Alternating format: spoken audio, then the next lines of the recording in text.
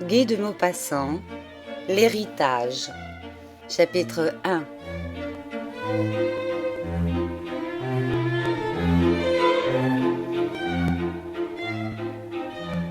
Bien qu'il ne fût pas encore 10 heures, les employés arrivaient comme un flot sous la grande porte du ministère de la Marine, venus en hâte de tous les coins de Paris, car on approchait du jour de l'an, époque de zèle et d'avancement. Un bruit de pas pressés emplissait le vaste bâtiment tortueux comme un labyrinthe, et que sillonnaient d'inextricables couloirs percés par d'innombrables portes donnant entrée dans les bureaux. Chacun pénétrait dans sa case, serrait la main du collègue arrivé déjà, enlevait sa jaquette, passait le vieux vêtement de travail et s'asseyait devant sa table où des papiers entassés l'attendaient. Puis on allait aux nouvelles dans les bureaux voisins. On s'informait d'abord si le chef était là, s'il avait l'air bien luné, si le courrier du jour était volumineux. Le commis d'ordre du matériel général, M. César Cachelin, un ancien sous-officier d'infanterie de marine, devenu commis principal par la force du temps, enregistrait sur un grand livre toutes les pièces que venait d'apporter l'huissier du cabinet. En face de lui, l'expéditionnaire, le père Savon, un vieil abruti célèbre dans tout le ministère par ses malheurs conjugaux, transcrivait d'une main lente une dépêche du chef et s'appliquait le corps de côté, l'œil oblique, dans une posture roide de copiste méticuleux. Monsieur Cachelin, un gros homme dont les cheveux blancs et courts se dressaient en brosse sur le crâne, parlait tout en accomplissant sa besogne quotidienne. 32 dépêches de Toulon. Ce port-là nous en donne autant que les 4 autres réunis. Puis il posa au père Savon la question qu'il lui adressait tous les matins. « Eh bien, mon père Savon, comment va madame ?» Le vieux, sans interrompre sa besogne, répondit « Vous savez bien, monsieur Cachelin, que ce sujet m'est fort pénible. » Et le commis d'ordre se mit à rire, comme il riait tous les jours, en entendant cette même phrase. La porte s'ouvrit, et monsieur Maz entra.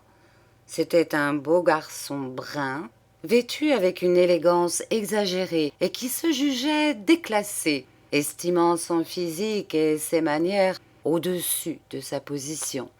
Il portait de grosses bagues, une grosse chaîne de montre, un monocle par chic, car il l'enlevait pour travailler, et il avait un fréquent mouvement des poignets pour mettre bien en vue ses manchettes ornées de gros boutons luisants. Il demanda dès la porte « Beaucoup de besogne aujourd'hui ?»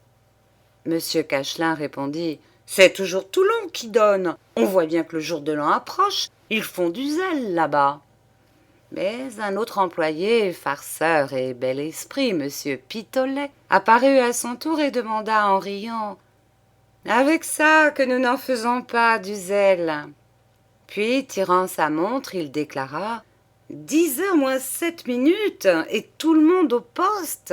Mazette, comment appelez-vous ça? Et je vous parie bien que sa dignité, monsieur Le Sable, était arrivé à 9h, en même temps que notre illustre chef. » Le commis d'ordre cessa d'écrire, posa sa plume sur son oreille et, s'accoudant au pupitre, « Ah, celui-là, par exemple, s'il ne réussit pas, ce ne sera point faute de peine. » Et M. Pitolet, s'asseyant sur le coin de la table et balançant la jambe, répondit « Mais il réussira, papa Cachelin, il réussira, soyez-en sûrs. Je vous parie 20 francs contre un sou qu'il sera chef avant 10 ans. » Monsieur Maz, qui roulait une cigarette en se chauffant les cuisses au feu, prononça « Zut! Quant à moi, j'aimerais mieux rester toute ma vie à 2004 que de me décarcasser comme lui. » Pitolet pivota sur ses talons et d'un ton goguenard « Ce qui n'empêche pas, mon cher, que vous êtes ici aujourd'hui 20 décembre avant 10h. » Mais l'autre haussa les épaules d'un air indifférent. « Parbleu, je ne veux pas non plus que tout le monde me passe sur le dos. Puisque vous venez ici voir lever l'aurore, j'en fais autant, bien que je déplore votre empressement. De là à appeler le chef « cher maître » comme fait le sable, et à partir à 6h30, et à emporter de la besogne à domicile, il y a loin. D'ailleurs, moi, je suis du monde, et j'ai d'autres obligations qui me prennent du temps. Monsieur Cachelin avait cessé d'enregistrer, et il demeurait songeur, le regard perdu devant lui. Enfin, il demanda « Croyez-vous qu'il ait encore son avancement cette année ?» Pitolet s'écria « Je te crois qu'il l'aura, et plutôt 10 fois qu'une. Il n'est pas roublard pour rien. » Et on parla de l'éternelle question des avancements et des gratifications qui, depuis un mois, affolaient cette grande ruche de bureaucrates du rez-de-chaussée jusqu'au toit. On supputait les chances, on supposait les chiffres, on balançait les titres, on s'indignait d'avance des injustices prévues. On recommençait sans fin des discussions soutenues la veille et qui devaient revenir invariablement le lendemain avec les mêmes raisons, les mêmes arguments et les mêmes mots. Un nouveau commis entra, petit, pâle, l'air malade, monsieur Boissel, qui vivait comme dans un roman d'Alexandre Dumas père. Tout pour lui devenait une aventure extraordinaire, et il racontait chaque matin à Pitolet, son compagnon, ses rencontres étranges de la veille au soir, les drames supposés de sa maison, les cris poussés dans la rue qui lui avaient fait ouvrir sa fenêtre à 3h20 de la nuit. Chaque jour, il avait séparé des combattants, arrêté des chevaux, sauvé des femmes en danger, et bien que d'une déplorable faiblesse physique, il citait sans cesse, d'un ton traînard et convaincu, des exploits accomplis par la force de son bras.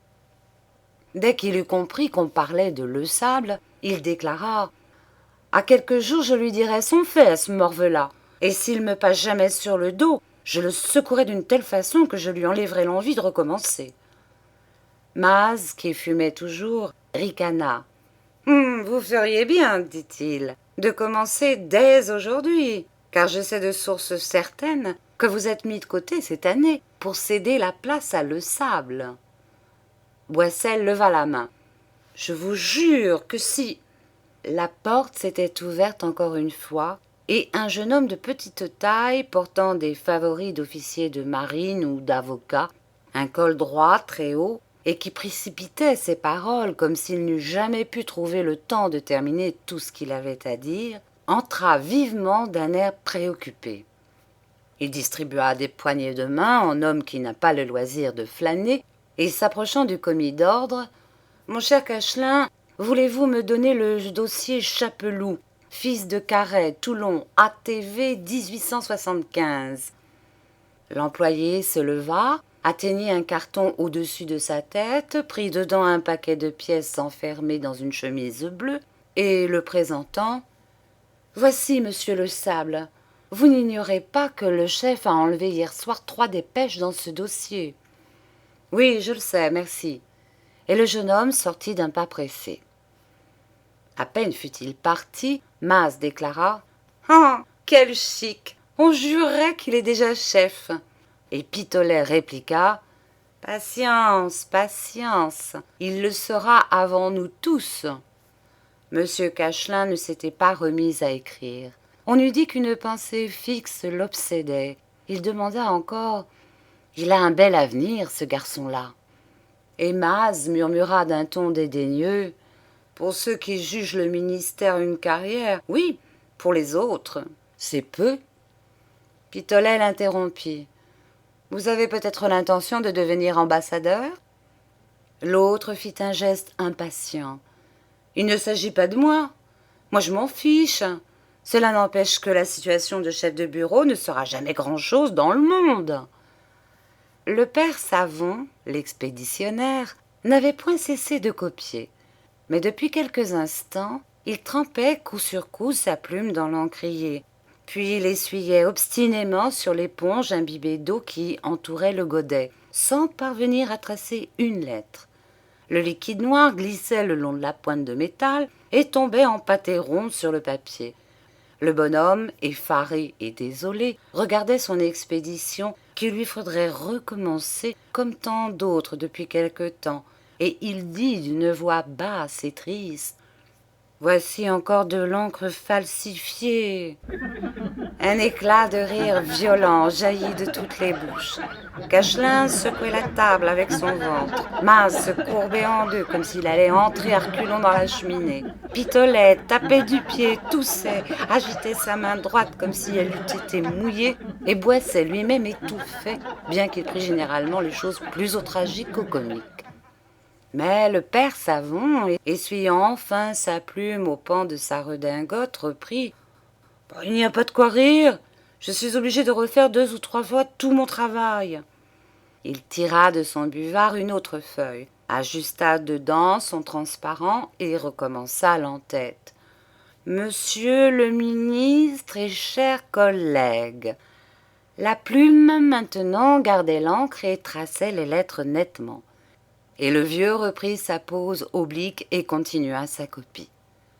Les autres n'avaient point cessé de rire, ils s'étranglaient.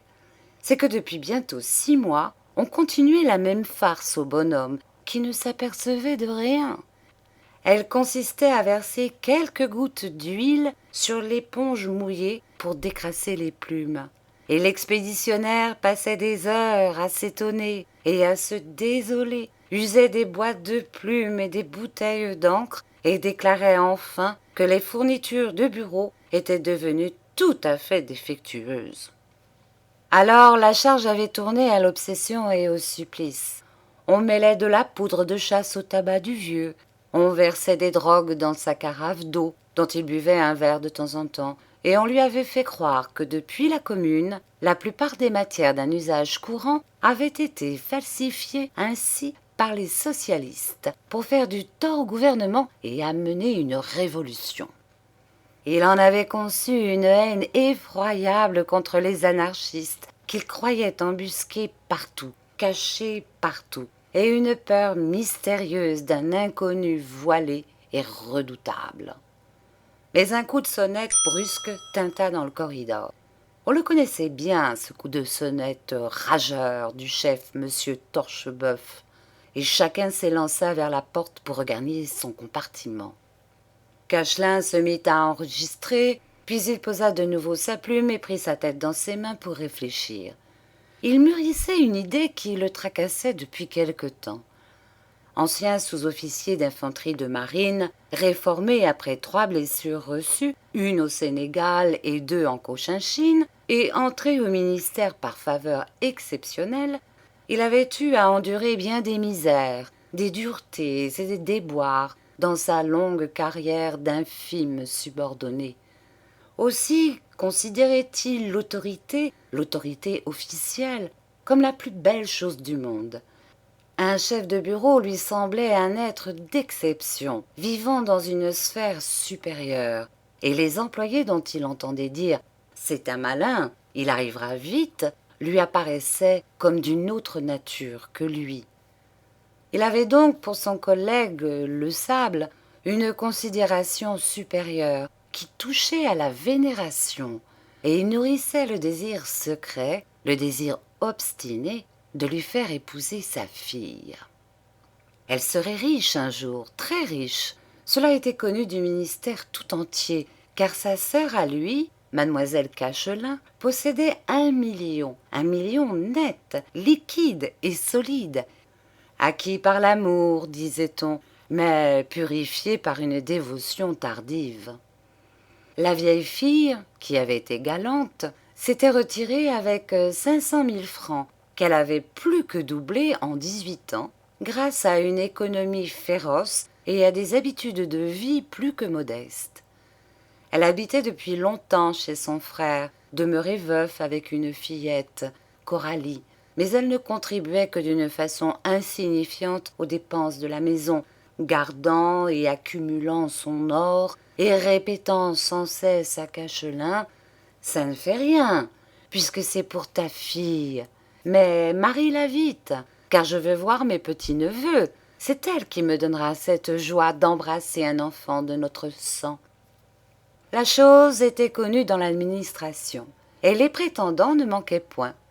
On disait que Maz lui-même, le beau Maz, le lion du bureau, tournait autour du père Cachelin avec une intention visible.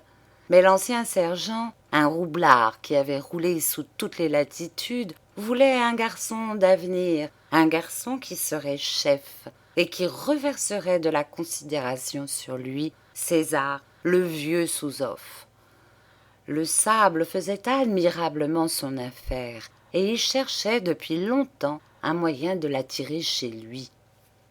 Tout d'un coup, il se dressa en se frottant les mains. Il avait trouvé. Il connaissait bien le faible de chacun. On ne pouvait prendre le sable que par la vanité professionnelle. Il irait lui demander sa protection comme on va chez un sénateur ou chez un député, comme on va chez un haut personnage. N'ayant point eu d'avancement depuis 5 ans, Cachelin se considérait comme bien certain d'en obtenir un cette année. Il ferait donc semblant de croire qu'il le devait à Le Sable et l'inviterait à dîner comme remerciement. Aussitôt son projet conçu, il en commença l'exécution. Il décrocha dans son armoire son veston de rue, ôta le vieux, et prenant toutes les pièces enregistrées qui concernaient le service de son collègue, il se rendit au bureau que cet employé occupait tout seul, par faveur spéciale, en raison de son zèle et de l'importance de ses attributions. Le jeune homme écrivait sur une grande table au milieu de dossiers ouverts et de papiers épars, numérotés avec de l'encre rouge ou bleue. Dès qu'il vit entrer le commis d'ordre, il demanda d'un ton familier où perçait une considération « Eh bien, mon cher, m'apportez-vous beaucoup d'affaires ?»« Oui, pas mal, et puis je voudrais vous parler. »« Asseyez-vous, mon ami, je vous écoute. » Cachelin s'assit, tout sauta, prit un air troublé, et d'une voix mal assurée « Voici ce qui m'amène, monsieur Le Sable. Je n'irai pas par 4 chemins. Je serai franc, comme un vieux soldat. Je viens vous demander un service. »« Lequel ? » ?»« En 2 mots, j'ai besoin d'obtenir mon avancement cette année. Je n'ai personne pour me protéger, moi, et j'ai pensé à vous. » Le Sable rougit un peu, étonné, content, plein d'une orgueilleuse confusion. Il répondit cependant « Mais je ne suis rien ici, mon ami. Je suis beaucoup moins que vous, qui allez être commis principal. Je ne puis rien. Croyez que... » Cachelin lui coupa la parole avec une brisquerie pleine de respect. « Oh, tralalala, vous avez l'oreille du chef. Et si vous lui dites un mot pour moi, je passe. Songez que j'aurai droit à ma retraite dans 18 mois, et cela me fera 500 francs de moins si je n'obtiens rien au 1er janvier. Je sais bien qu'on dit « Cachelin n'est pas gêné, sa sœur a 1 million. » Ça, c'est vrai que ma sœur a 1 million. Mais il fait des petits, son million, et elle n'en donne pas. C'est pour ma fille, c'est encore vrai. Mais ma fille et moi, ça fait 2. Je serai bien avancée, moi, quand ma fille et mon gendre rouleront carrosse, si je n'ai rien à me mettre sous la dent. Vous comprenez la situation, n'est-ce pas ? Le Sable opina du front. C'est juste, très juste, ce que vous dites là. Votre gendre peut n'être pas parfait pour vous, et on est toujours bien aise d'ailleurs de ne rien devoir à personne. Enfin, je vous promets de faire mon possible. Je parlerai au chef, je lui exposerai le cas, j'insisterai s'il le faut. Comptez sur moi. » Cachelin se leva, prit les 2 mains de son collègue, les serra en les secouant d'une façon militaire, et il bredouilla « Merci. Merci. Comptez que si je rencontre jamais l'occasion, si je peux jamais... » Il n'acheva pas, ne trouvant point le fin pour sa phrase, et il s'en alla en faisant retentir par le corridor son pas rythmé d'ancien troupier. Mais il entendit de loin une sonnette irritée qui tintait, et il se mit à courir, car il avait reconnu le timbre. C'était le chef, monsieur Torcheboeuf, qui demandait son commis d'ordre. 8 jours plus tard, Cachelin trouva un matin sur son bureau une lettre cachetée qui contenait ceci. Mon cher collègue, je suis heureux de vous annoncer que le ministre, sur la proposition de notre directeur et de notre chef, a signé hier votre nomination de commis principal. Vous en recevrez demain la notification officielle. Jusque-là, vous ne savez rien, n'est-ce pas? Bien à vous, Le Sable. César courut aussitôt au bureau de son jeune collègue, le remercia, s'excusa, offrit son dévouement, se confondit en gratitude.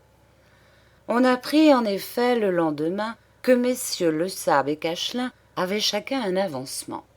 Les autres employés attendraient une année meilleure et toucheraient comme compensation une gratification qui variait entre 150 et 300 francs. Monsieur Boissel déclara qu'il guetterait Le Sable au coin de sa rue à minuit, un de ces soirs, et qu'il lui administrerait une rossée à le laisser sur place. Les autres employés se turent. Le lundi suivant, Cachelin, dès son arrivée, se rendit au bureau de son protecteur, entra avec solennité et d'un ton cérémonieux. « J'espère que vous voudrez bien me faire l'honneur de venir dîner chez nous à l'occasion des rois. Vous choisirez vous-même le jour. » Le jeune homme, un peu surpris, leva la tête et planta ses yeux dans les yeux de son collègue, puis il répondit, sans détourner son regard, pour bien lire la pensée de l'autre. « Mais, mon cher, c'est que tous mes soirs sont promis d'ici quelque temps. » Cachelin insista d'un ton bonhomme. « Voyons, ne nous faites pas le chagrin de nous refuser après le service que vous m'avez rendu.